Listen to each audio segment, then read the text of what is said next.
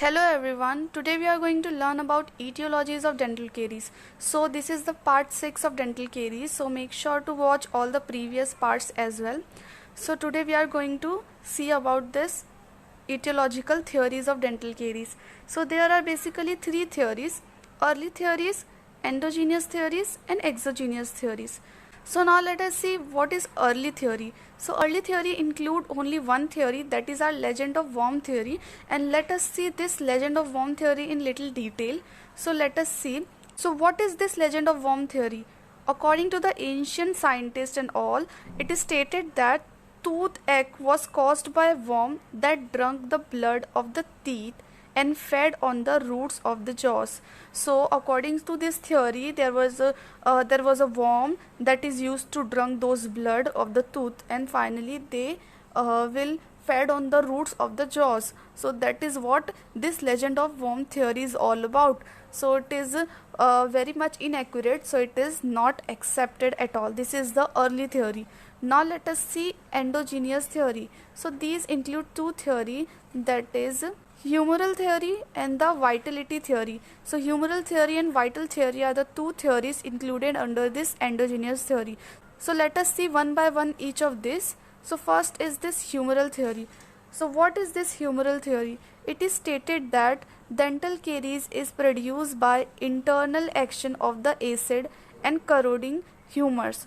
So the four elemental fluids of the body are, that is blood, phlegm, black bile and yellow bile. So according to this theory, these all are together with this corroding humus and acid lead to formation of caries or corrosion of the tooth. Now next let us see about vital theory. So it is stated that tooth decay originated like a bone gangrene, that is within the tooth itself. It is stating that there is no external factor is involving in this caries progression. There is something within the tooth itself that causing the corrosion of the tooth or the decay of the tooth. So it is within the tooth itself. So now let us see about the exogenous theory. So exogenous theories again are of a two type, that is chemical theory and the parasitic theory. So let us see this chemical theory and parasitic theory one by one.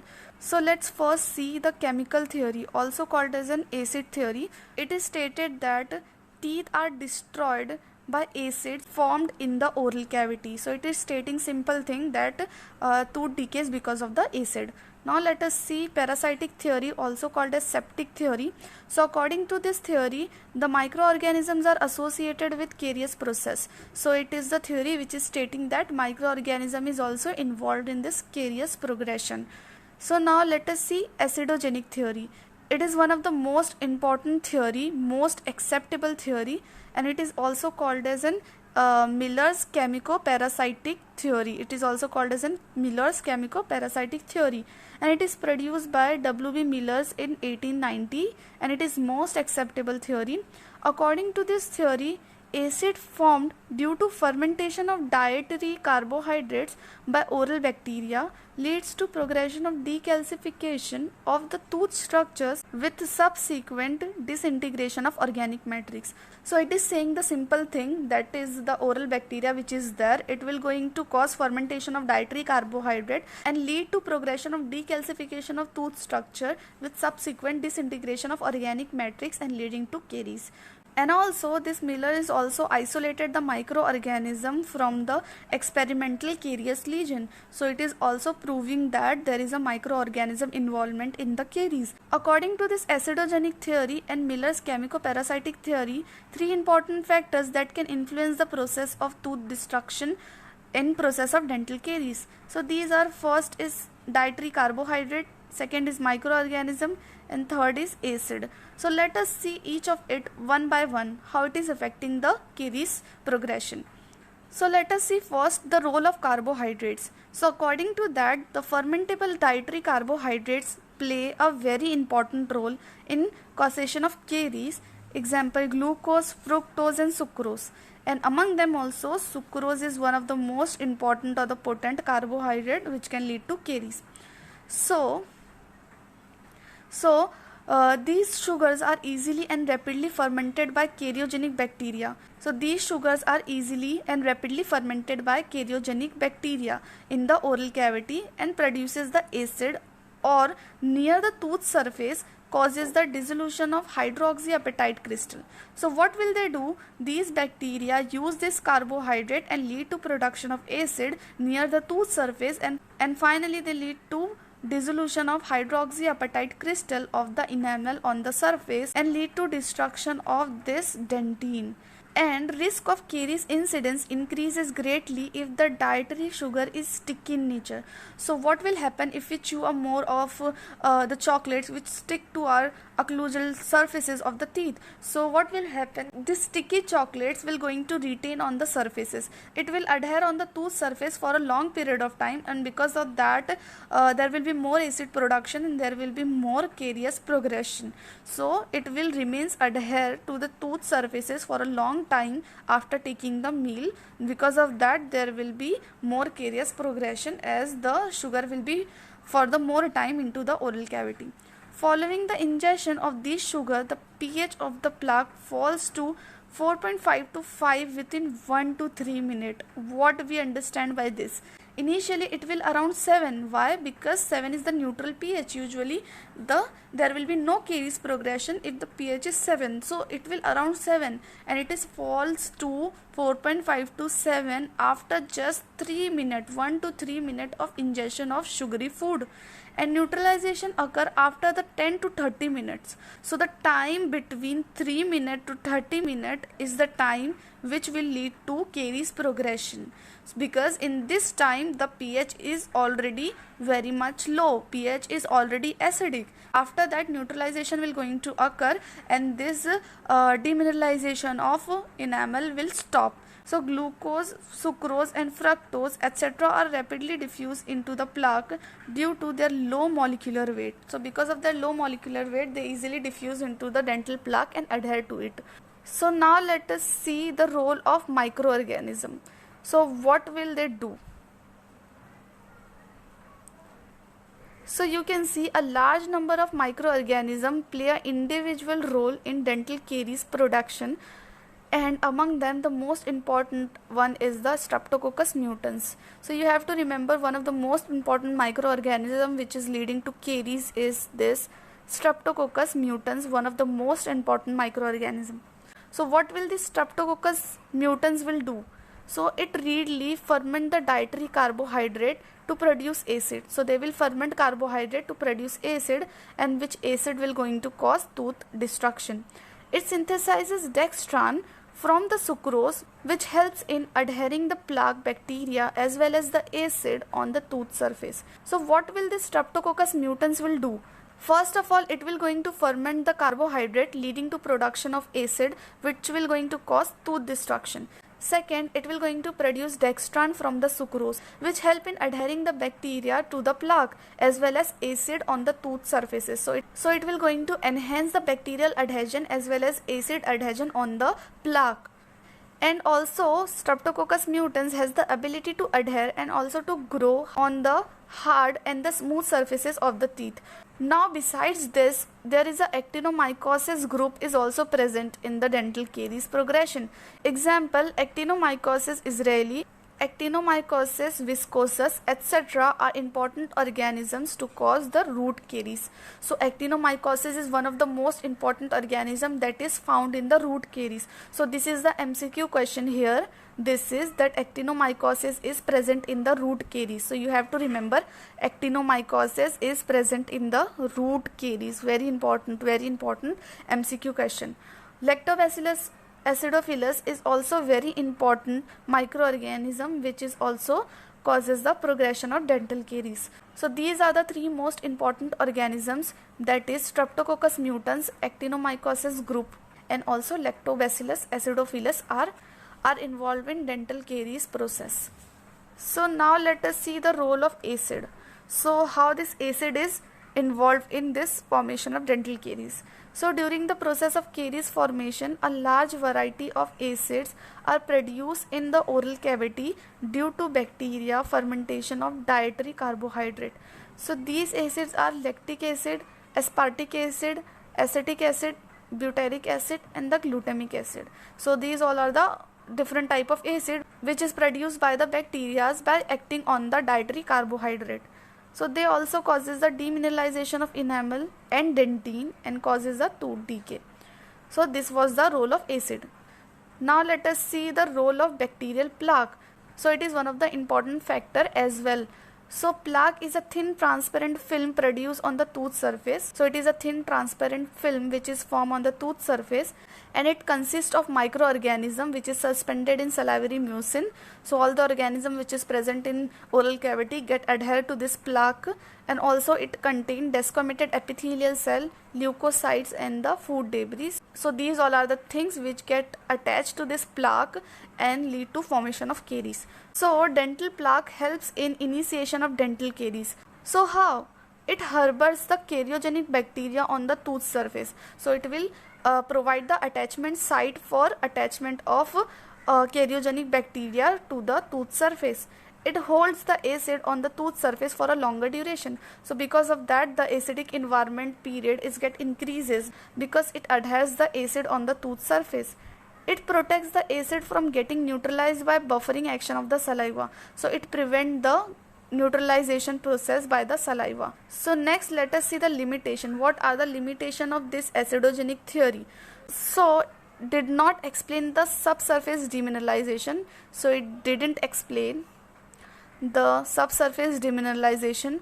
Failed to justify the rampant caries. It doesn't justify how rampant caries progress in the child. Did not explain caries in the impacted tooth. So it does not explain how the caries progress in case of the impacted tooth, because impacted tooth is usually present within the bone. So it is present within the bone. So how all this carious lesion progress in that, because there will be no sucrose, there will be no acid production, there will be no plaque formation. So how it is progress? So it is also not explained by this theory. Phenomena of arrested caries is also not explained, how the caries get arrested sometimes and stop progressing by their own. Smooth surface caries is not the concern of this theory as well as. So these are the limitations of acidogenic theory. So now let us see proteolytic theory. As the name is indicating, proteolytic. What is this proteolytic means? So it derives from two words, that is proteo means it refers to protein, while lytic means breakdown. Lytic means breakdown. So here what will happen? There will be breakdown of the protein. So it is proposed by the Gottlieb in 1941. According to this proteolytic theory, formation of dental caries is essentially proteolytic process, means protein breakdown process, and bacteria present produces the hydrolytic enzymes and causes proteolysis, leading to the dissolution of organic substances. So according to this theory, these bacteria whichever is there, which will going to produce hydrolytic enzymes and which will going to initiate this proteolysis process and leading to dissolution of organic substances. So microorganism invades in the organic substances. Also admitted that acid formation is accompanied by proteolysis. So according to him, this proteolytic process will going to create the acidic environment in the oral cavity. So it is also said that yellowish pigmentation of dental caries is become pigmented because of the proteolytic organism. So it is stating that yellowish pigmentation of dental caries is usually due to this proteolytic organism which is present on that surface. Caries is initiated by slightly alkaline pH. So now let us see the limitations of this proteolytic theory. In vitro studies didn't prove that proteolytic process of caries. So there is no evidence that there is a proteolytic process occurs in caries formation. Proteolytic bacteria is very uncommon in oral cavity. So it is again the drawback that there is no proteolytic bacteria are present in the oral cavity. So how this proteolytic process will going to occur?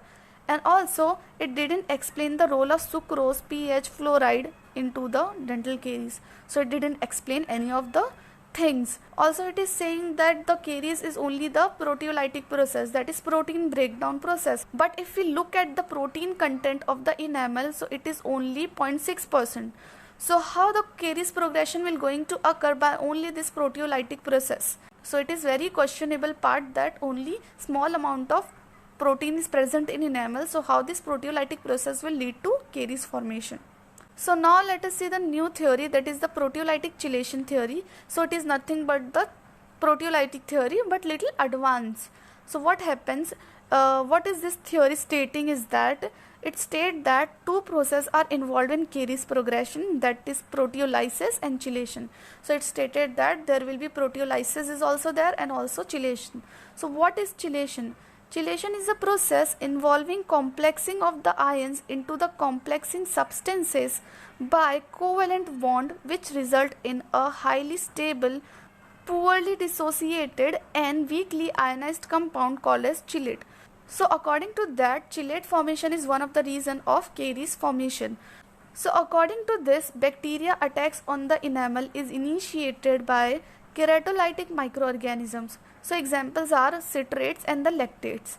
Chelates are always negative charged according to this theory. So now let us see the limitations of this proteolytic chelation theory. So it fails to make a mention of sugar and acid production. So it didn't said anything about this sugar and acid and their role in the Carey's progression. Scientists proved that chelates are weak and cannot causes the decalcification. So the scientist has proved that chelates are very weak in nature. How it will going to cause the decalcification of enamel? So it is again the drawback. So this theory is also stated that carbohydrate does not causes the acid production but stimulate the proteolysis process, which is totally not true. So according to this theory, carbohydrate does not causes the production of acid. Instead, this carbohydrate going to initiate the proteolysis process according to this theory, and which is also totally incorrect, because usually carbohydrate causes the formation of acid and this acid will lead to progression of caries. Lactobacillus in the dental caries is because of the chelation and said that microorganisms are not involved in the caries. So this theory is also said that the lactobacillus which is formed in the dental caries is because of the chelation, but there will be no other microorganism involvement in the dental caries. So this is also totally wrong. One of the most important factor is the microorganism, and this theory is saying that microorganism is not at all involved in dental caries. So now let us see the sucrose chelation theory. So according to this theory, if there is a very high concentration of sucrose in the mouth, of a caries active individual, there will be formation of complexes like calcium saccharates, calcium complexing intermediaries, etc. by action of phosphorylating enzymes. So according to this theory, there is a formation of calcium saccharate and complexing intermediaries, and these together will lead to formation of caries. So these complexes causes release of calcium and phosphorus ion from the enamel and causes the resulting in caries formation. Now let us see the limitations. Sucrose readily get metabolized and form the acid. So usually sucrose after the metabolism forms the acid, and there is very hardly chance of formation of calcium saccharate. So as the calcium saccharates are formed in a very small amount, how this can lead to formation of caries? And this theory stated that this sucrose forms the calcium saccharate instead of this acid. So this is again the wrong conception. Very high level of pH is required for formation of calcium saccharate, which is not achievable in oral cavity. So this is again the wrong concept. So this was the limitations. Now let us see last theory, that is autoimmune theory. So according to this theory, few odontoblast cells at specific site within the pulp of specific teeth are damaged by autoimmune mechanism. Due to this, the defense capacity and integrity of the enamel and the dentine in those specific areas are compromised and act as a potential sites for caries development in future. So it is stating that this odontoblast at a certain site at a certain tooth get damaged because of the autoimmune mechanism, and the defense capacity of those area is very less. So even if a small amount of acid or anything get produced into the oral cavity, it will lead to formation of caries very fast in those areas. And with this we are come to an end of the lecture, and today we have seen lots of different type of theories of caries. So this was the part 6 of dental caries. In next video I am going to talk about different etiologies of dental caries in a very detail.